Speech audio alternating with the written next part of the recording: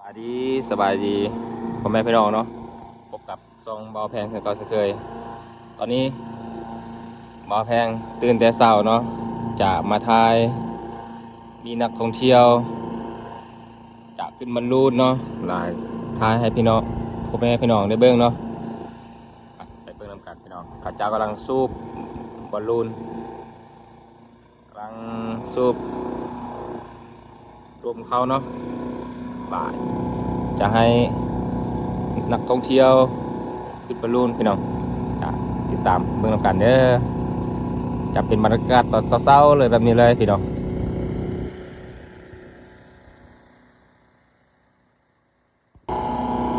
นักท่องเที่ยวเนาะเขาเจ้าจะ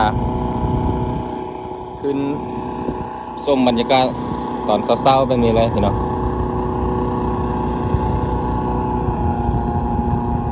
เพราะว่ามันได้วิวเนาะได้ธรรมชาติงามเขาเจ้าจะสลายจะขึ้นตอนเช้าขึ้นตอนเช้าแบบนี้เลยพี่น้องตอนนี้เวลาประมาณ6 โมงนักท่องเที่ยวทางภายในและต่างส่วนหลายจะแม่นนักท่องเที่ยวที่เขามาแม่นทางประเทศฝรั่งเนาะประเทศอเมริกาพี่น้องเจ้าจะมาตาแต่เช้าๆมาขึ้นบอลลูน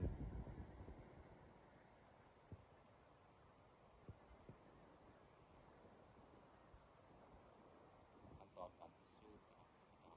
เป่าลมเข้าไปในเนาะให้มันใหญ่แล้วให้มันโป่งขึ้นพี่น้อง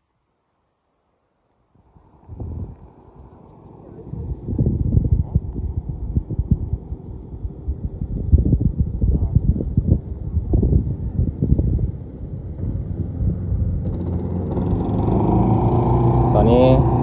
กำลังเป่าลมให้มันขึ้นเนาะพี่น้องเนาะตาม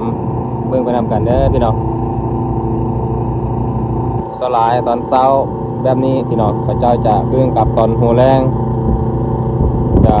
เป็นนักท่องเที่ยวที่เป็นประเทศอเมริกาเนาะ USA ประเทศฝรั่งพี่น้อง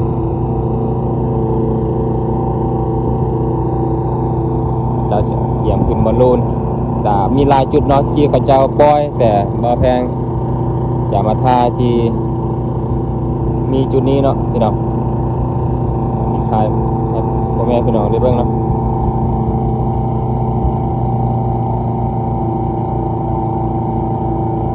เจ้าก็เยี่ยมเนาะถ่ายรูปถ่ายอย่างเนาะ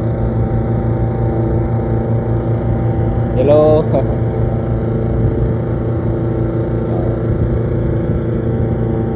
โอ้ยญี่ปุ่นก็ขึ้นด้วยนึงแล้วพี่น้องทางด้านหน้าเนาะ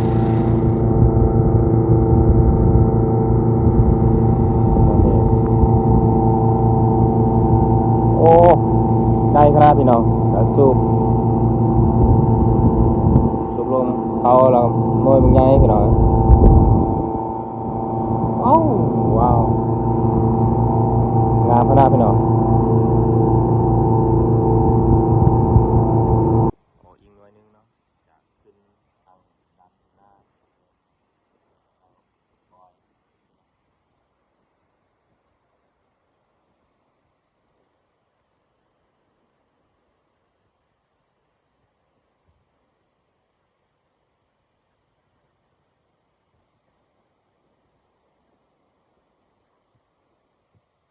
หน่วยใหญ่ครับพี่น้องเป็นไกลหน่วยใหญ่เนาะคันตะวันอยู่ไกลพี่น้อง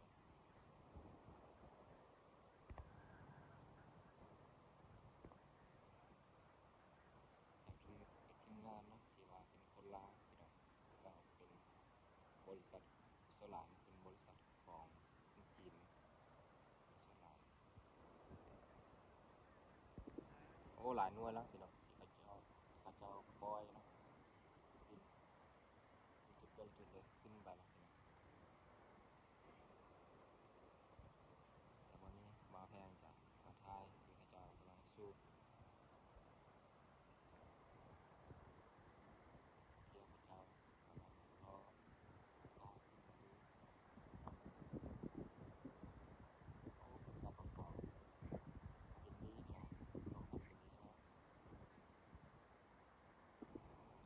รูปรวมแล้วเขาเจ้าจัดเซ็กเนาะหรือว่าคือรับประกันมีอย่างที่ว่าเรียนให้เสียหายเนาะเขาเจ้าจะปล่อยเป่าลูกเขาเนาะเอาทางด้านใน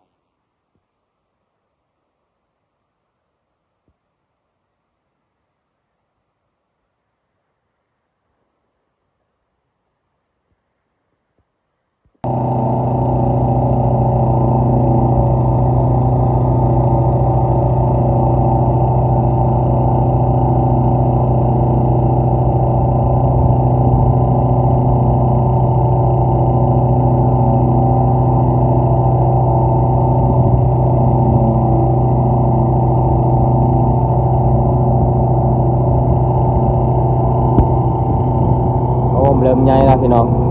เริ่มใหญ่นะเริ่มเขาเจ้าเริ่มปล่อยลมเขาละพี่น้อง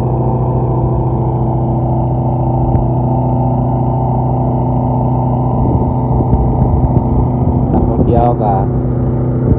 มารอพาขึ้นพี่น้องโอ้ขึ้นหลายลูกแล้วพี่น้องทางด้านหน้าก็ขึ้นเป็นรูน2 3 4หน่วยแล้วพี่น้อง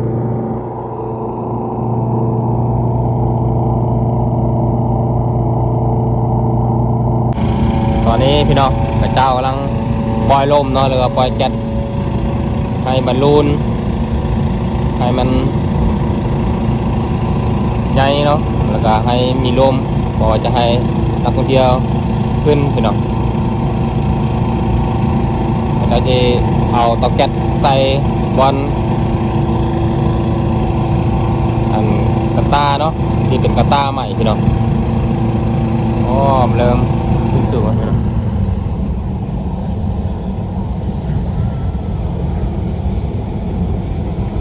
โอ้ใหญ่เลย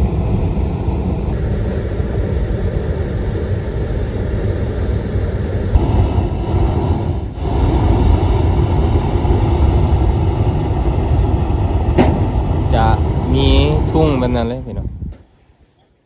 จะทุ่งลาวใส่เนาะ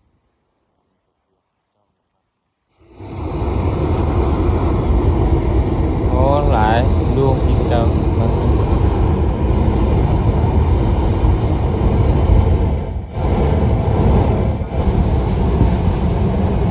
พระเจ้ากำลังจับให้นักท่องเที่ยว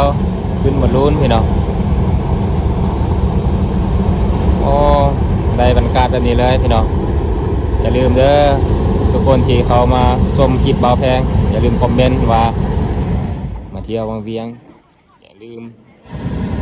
ขึ้นบอลลูนพี่น้องเป็นจุดที่ว่าเป็นไฮไลท์เนาะบอลลูนวังเวียงงามเลยพี่น้องอ๋อหลายหน่วยพี่น้องเขาเจ้าขึ้นไปแล้วพี่น้อง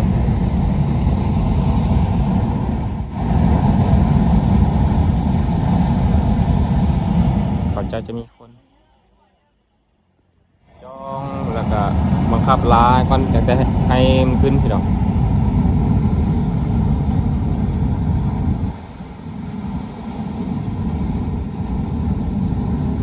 เพราะขนาดเบิ่งอยู่ไกลๆยังหน่วยบางไงพี่น้อง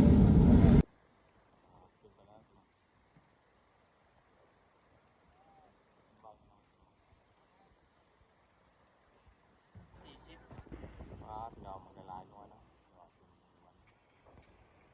วันเสาร์นี่จะมีแขกที่จะมาท่องเที่ยวหลายในมื้อนี้พี่น้อง1 หน่วย2 หน่วยพี่น้อง3 หน่วย4 หน่วย5 หน่วยเนาะโอ้หลายพี่น้องมื้อนี้นะแบบการตอนเสาร์โอ้ทางด้านหน้าก็มีอีก4 หน่วยโอ้มื้อนี้เขาเจ้าขึ้นหลายพี่น้อง